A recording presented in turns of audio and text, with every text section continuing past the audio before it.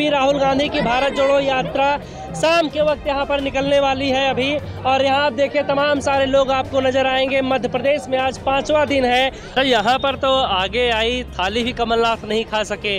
पैसे दो, खरीदो और सरकार गिराओ और दूसरी सरकार बनेगी। अरे तुम देश बेच दो, इससे अच्छा तो कि मेरे माथे पे सी नहीं लिखा है, बार बार वोट नहीं दूंगा। ये पहन के इसलिए आया हूँ कि मैं भी हिंदू हूँ, मगर मेरे को इस बार वोट अपने लिए देना, अपने पेट के लिए देना है। क्या देखते हैं कौन सी सरकार अच्छी है? राहुल गांधी की कांग्रेस सरकार अच्छी है, जो गरीबों को रोजगार देती है, गरीबों को खाना देती है। केवल राम के नाम पे वोट देने से होता है क्या? राम मंदिर बना दिया, पेट भरा गया पूरा देश का। स्टेशन में जीएसटी, फॉर्म भराने जाओ 500 रुपए का, उसमें जीएसटी हर जगह जीएसटी। उन्होंने पहली बार बोला था गब्बर सिंह टैक्स, तब लगा था झूठ बोल रहे हैं, राहुल गांधी कुछ आता नहीं है। आज एहसास हो रहा है गब्बर सिंह टैक्स उन्होंने सही बोला था। अरे जीएसटी लगाने से अच्छा है आत्महत्या कर दो हमारी। राहुल गांधी इतना पैदल चल रहे हैं, इनके ये जो संघर्ष कर रहे हैं, कुछ बदलाव होगा इससे?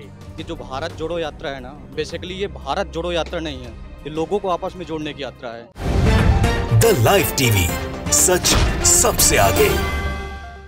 नमस्कार दोस्तों, मैं हूं आदर्श मोहन और आप देख रहे हैं the live TV. Rahul Gandhi की भारत जोड़ो यात्रा शाम के वक्त यहां पर निकलने वाली है अभी। और यहां आप देखिए तमाम सारे लोग आपको नजर आएंगे। मध्य प्रदेश में आज 5वां दिन है और अगर कुल दिन की बात करें तो 81 दिन पूरे हो चुके हैं। यहाँ पर अभी यहाँ देखिए इतनी सारी भीड़ लगी है। आप सोच रहे होंगे कि कहीं ऐसा तो नहीं कि यहाँ पर राहुल गांधी आ रहे हो, लेकिन ऐसा नहीं, क्योंकि जब राहुल गांधी होते हैं तो उस वक्त जो सिक्योरिटी होती है, जो पूरा काफिला होता है, वो काफ़ी लंबा होता है। अभी यहाँ पर आ रहे हैं योगेंद्र यादव, स्वराज पार्टी के मुखिया जो है, सर्वे सर्वा चीफ कह सकते हैं। और इसके साथ ही साथ एकता परिषद के सभी लोग आ रहे हैं जो जन, जंगल और ज़मीन पर बात करते हैं, वो भारत यात्रा का समर्थन कर रहे हैं। यहाँ पर देखिए आप, उनके साथ साथ में योगेंद्र यादव भी यहाँ पर चल रहे हैं और तमाम सारे लोग उनके पीछे पीछे चल रहे हैं। यहाँ पर भीड़ लगी हुई है, सभी लोग यहाँ पर राहुल गांधी का इंतजार कर रहे हैं। तो चलिए कुछ लोगों से हम बातचीत करते हैं कि मध्य प्रदेश में राहुल गांधी को लेकर के लोगों में कितनी उत्सुकता है और यहाँ पर लोग जो हैं वो क्या कुछ सोचते हैं। तो चलिए हम आपको लेकर चलते हैं, वहीं पर हम बातचीत करते हैं, क्योंकि यहाँ से तमाम सारे लोग निकल रहे हैं, तमाम गाड़ियाँ जा रही हैं। कुछ युवक इधर नजर आ रहे हैं, इनसे भी पूछते हैं। क्या नाम है भैया आपका? अमलेश बारिया। इसका इंतजार कर रहे हैं राहुल गांधी जी का, खड़ी धूप में? बिल्कुल। अच्छा, ये बताइए कि अभी सामने बेरोजगारी की महापंचायत हो रही थी, तो आप भी युवा हैं, क्या सोचते हैं इस पर?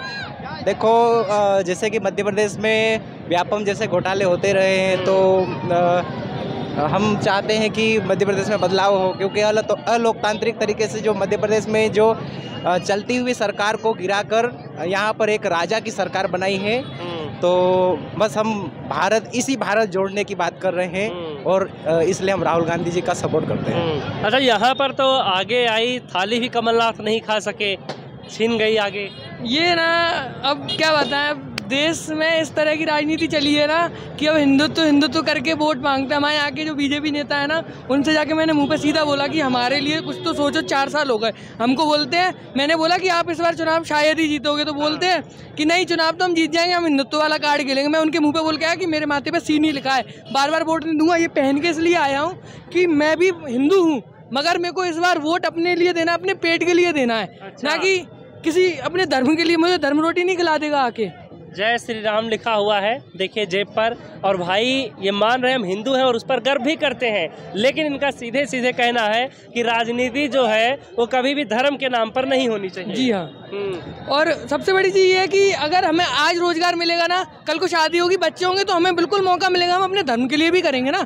वो करने का एक समय होता है, 25 साल का ब्रह्मचर्य तब दिया जाता था, उसमें केवल यही चीज़ सिखाई जाती थी कि आपको केवल सीखना है। अभी उम्र हमारी सीखने की है। तुम अभी ऐसी गंदी राजनीति कर रखी है ना कि बच्चा मन ही मन में गालियां देता है दूसरी पार्टी वाले को। अब मन में इतना क्रोध भर दिया है ना कि हिंदू मुस्लिम से लड़ाते हैं, उसके बाद आपस में लड़ाते हैं, फिर ऊंची जात को नीची जात से लड़ाते हैं, मैं ठाकुर को नीचे ठाकुर से भी लड़ाते हैं। ये तक इतना है इसमें, मतलब कि वजह चाहिए इनको लड़ाई करवाने के लिए। देश को जोड़ने की जरूरत थी, हम आए, साथ में खड़े, ये मेरे भाई हैं, मैं इनके साथ आया।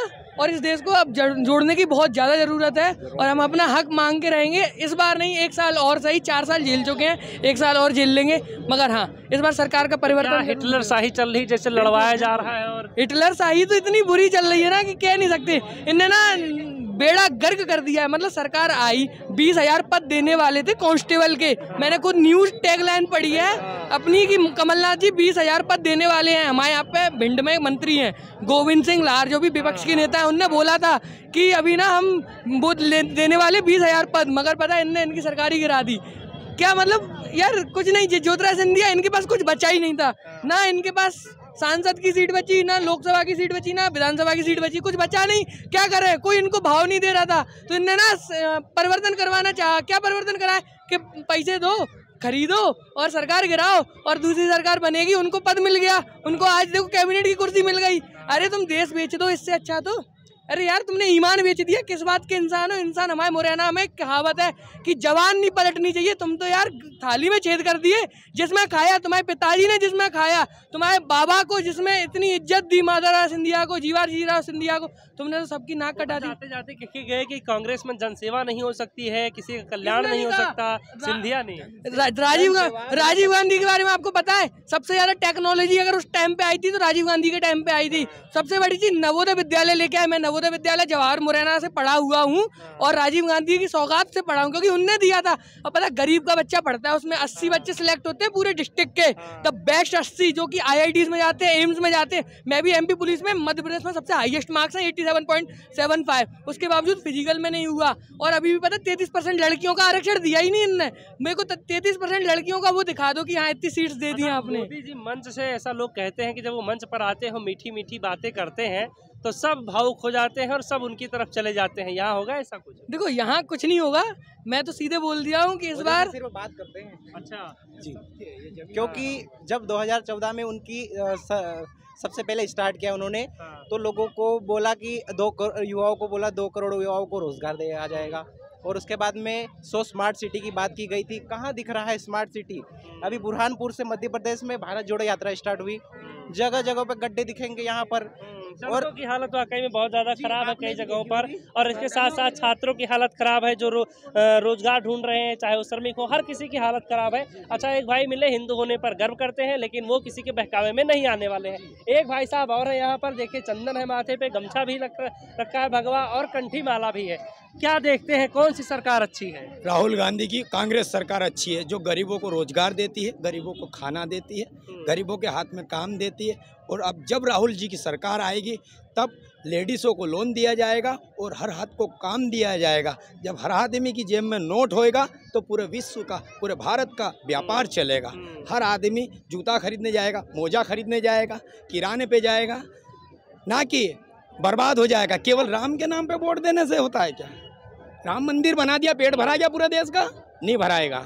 मैं खुद इतना पैसा नहीं मेरे पास कि मैं राम मंदिर ढोक देने जा सकता हूँ। मेरे पास इतना पैसा नहीं है कि मैं राम मंदिर ढोक देने जा सकता हूँ। यानी कि हर तिलकधारी, हर भगवाधारी और कंठीधारी उसका भक्त नहीं है बीजेपी का? नहीं, राम भक्त, ये राम भक्त है, ये सब राम भक्त हैं, राम के बच्चे हैं ये। लेकिन बीजेपी तो जितने भी लोग हैं, कांग्रेस के मतलब बीजेपी के जितने भी नेता है, वो सब कहते हैं कि कांग्रेस जो है वो हिंदुत्व विद्रोही है। जो कांग्रेस पार्टी है वो जनता की पार्टी है, वो हिंदू। अच्छा चलो, हिंदू को तुम उठा दो, बाकी सबको क्या जहर दो दो? राहुल गांधी अभी गए थे ओमकारेश्वर, तो बीजेपी के जो मंत्री हैं स्मृति ईरानी ने भी फोटो उल्टी करके ट्वीट किया। अच्छा, कुछ लोग इसको ढोंग बता रहे हैं। ये ढोंग कहाँ से आ गया? अच्छा एक बात बताओ, इसमें आस्था, उसमें आस्था, हर चीज में आस्था है, उसे ढोंग कैसे कह सकते हो आप? और केवल हिंदुत्व से आप पूरा देश चला लोगे, बाकी सबको क्या भगा दोगे? तो भगा दो, 10 साल में भगा देते ना। तो मंदिर नहीं थे क्या भारत में सर? ऐसा नहीं है कि जब भारत में बहुत सारे मंदिर थे, तो ये पर नहीं कह सकते ना कांग्रेस हिंदू विरोधी है। नहीं, ये तो बीजेपी कह रही है, यही तो कार्ड खेल रही है, झूठ बोल रही है ना कांग्रेस। सर अगर बहुत सारे मंदिर, सर अगर राजीव जी नहीं होते तो आज मंदिर का ताला ही नहीं खुलता। ये मंदिर कब बना देते? राजीव जी कंप्यूटर क्रांति लाए, सांप बिच्छू का देश आज विश्व में बात करने लायक कर दिया, कांग्रेस ने करा है। कल आए ये भाजपा के लोग, ये विश्व में नाम बनवा देंगे। तो सुप्रीम कोर्ट के फैसले को भी अपना बताते हैं कि ये तो बीजेपी ने बनवा दिया। छोटी सी बात मैं कहना चाहूंगा भारतीय जनता पार्टी के नेताओं को या किसी भी नेता को, जितना राहुल गांधी चल रहे हैं उतना कोई चल के दिखाते तो मैं जान जाऊंगा ये पार्टी का आदमी है। बुराई करने में हर्ज है कि चल रहे हैं इतना, मतलब आप चल के दिखाओ ना, जितना वो चल के दिखा। 25 साल का 30 साल का मैं नहीं चल पाऊंगा इतना, वो 50 साल से ऊपर है, वो इतना चल के दिखा रहे, उस पर आप ताना मार रहे हो। उन्होंने GST का कहा था गब्बर सिंह टैक्स, बहुत दिन पहले जब जीएसटी आई थी तभी उन्होंने बोल दिया था गब्बर सिंह टैक्स। अब एहसास हो रहा है स्टेशनरी में जीएसटी, फॉर्म भराने जाओ 500 रुपए का उसमें जीएसटी हर जगह जीएसटी। उन्होंने पहली बार बोला था गब्बर सिंह टैक्स, तब लगा था झूठ बोल रहे हैं राहुल गांधी, कुछ आता नहीं है। आज एहसास हो रहा है गब्बर सिंह टैक्स उन्होंने सही बोला था। आज एहसास हो रहा है ना, ऐसा नहीं है कि मतलब हर नेता में कुछ, सब में नेता में कुछ बुराई होती है। 20 रुपए की हो गई है, तंदूरी रोटी 20 रुपए की हो गई, उसने पहले लिख दिया हर चीज पे टैक्स लगेगा। की चीजों में तो जाहिर सी बात है सबसे पहले सब में टैक्स लग गया। जो बच्चा घर में पल रहा है, नए न्यू बोर्न बेबी जन्म ले रहा है, उसमें उसके आप पेट में जीएसटी लगा दिए। दूध में लगाने क्या जरूरत है जीएसटी? अरे जीएसटी लगाने से अच्छा है आत्महत्या कर दो हमारी, जब आप जीएसटी दूध में लगा रहे हो, छोटा सा बच्चा है। अरे जीएसटी लगाना तो जो इसेंशियल चीज है अमीरों के लिए, जो कि दारू बियर बार इन चीजों में लगाओ, पेट्रोल में लगाओ, ताकि जीएसटी इन चीजों में फायदेमंद होगा। तो तुम जीएसटी लगा रहे हो उसका नेगेटिव पॉजिटिव पॉइंट तो देखो। और इवन जहाँ तक की बात करें गवर्नमेंट की, तो युवाओं के यूथ के हित में जो बात बोलेगी जो गवर्नमेंट, हम उनका साथ है, क्योंकि युवा ही आगे ना पीछे देश का भविष्य है। क्योंकि तुम युवाओं के साथ चलोगे तो तुम देश के साथ चलोगे, देश को आगे ले जाओगे। सही बात है। चाचा क्या समझ में आ रहा है इस यात्रा से? इस यात्रा से यही समझ में आ रहा है कि सर महंगाई कितनी बढ़ गई है। महंगाई आज दूध के ऊपर, आटे के ऊपर, रोटी के ऊपर, हर चीज महंगाई बढ़ गई। यात्रा जरूरी है? ये तो आप लोग देख ही रहे हो, यात्रा जरूरी है कि नहीं है? आप बताओ ना चाचा। ये भी जरूरी है, ये भी जरूरी है। हाँ, आप बताइए भैया, क्या लगता है आपको? राहुल गांधी इतना पैदल चल रहे हैं, इनके ये जो संघर्ष कर रहे हैं, कुछ बदलाव होगा इससे? ये जो भारत जोड़ो यात्रा है ना, बेसिकली ये भारत जोड़ो यात्रा नहीं है, ये लोगों को आपस में जोड़ने की यात्रा है। आज देख लीजिए इतनी ज़्यादा गरीबी है, बेरोजगारी है, हम लोग पढ़ने आते हैं इतनी दूर से, और भर्तियों को देख लीजिए, कहीं भर्ती अटक गई, कहीं कुछ हो गया, रिजर्वेशन का मुद्दा चलता रहता है। तो ये सब चीज़ें जो असली मुद्दे हैं इसको भटका दिया जाता है, कहीं हिंदू मुस्लिम मंदिर मस्जिद करके। तो ये मोदी जी आए थे आपके यहाँ पर महाकाल को लेकर के स्वर्णिम योजना चलाकर गए हैं और करोड़ों का खर्चा भी होगा उस पर, तो उससे आपको संतुष्टि नहीं मिलती? नहीं, संतुष्टि की बात नहीं है। मेन जो चीज़ें हमारी वो हैं कि हम अभी तो बेरोजगार हैं ही ना, और इतने टाइम से मुद्दा अटका हुआ है। अभी देख लीजिए कांस्टेबल का रिजल्ट आया, वो भी अटक गया। पीएससी का पेपर हुआ है, 4 साल से अटका हुआ है, कहीं कुछ ना कुछ प्रॉब्लम हो जा रही। तो हमें उससे कोई मतलब नहीं, हमारा मतलब ये है कि हम जो युवा बेरोजगार हैं तो उसका मुद्दा सॉल्व होना चाहिए और उठना चाहिए। जी आप बताइए क्या कहें? सर, महाकाल मंदिर और ओंकार जी में जो काम हुआ है उसका रास्ता कमलनाथ जी दिखा के गए हैं। कमलनाथ जी ने 1800 करोड़ रुपए ओंकार जी के लिए पास करे और मिनिमम 1000 करोड़ से ऊपर महाकाल जी के लिए पास किए।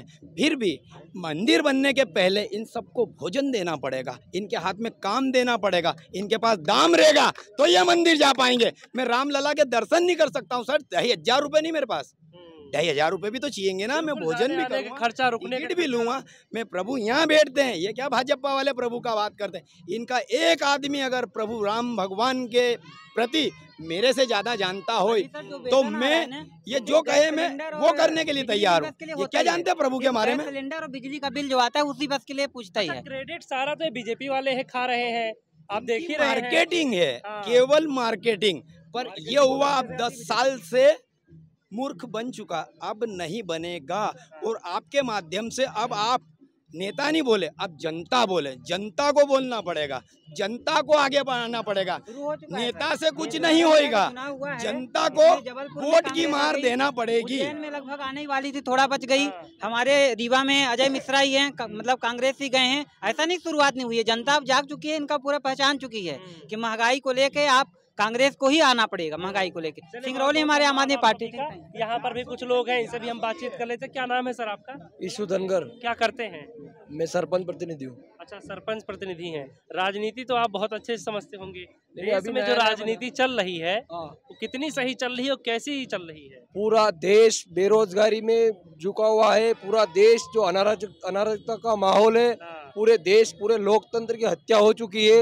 यहाँ का युवा जो है पूरी तरह से देखिए आप, पूरा जो पीछे मेला लगा हुआ है।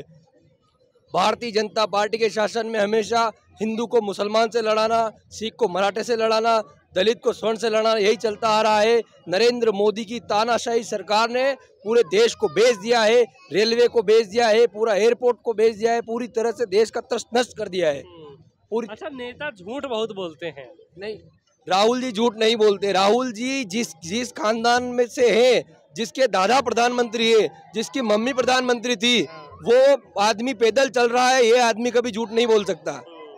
चलिए, बहुत बहुत धन्यवाद आप सभी का बातचीत के लिए। तो यहाँ हमने सभी लोगों से बातचीत की और साफ तौर पर यहाँ आप देख सकते हैं कि सभी ने बीजेपी के खिलाफ मोर्चा खोल दिया है। सबको समझ में आ गया है कि हाँ, अब काम जो है वो हिंदुत्व कार्ड से नहीं चलने वाला है। आने वाला जो समय है वो उस पर मुद्दों पर बात की जाएगी, तभी फिर आगे काम आगे बढ़ेगा और लोगों का जो भविष्य है वो संवरेगा। फिलहाल इस वीडियो में इतना ही।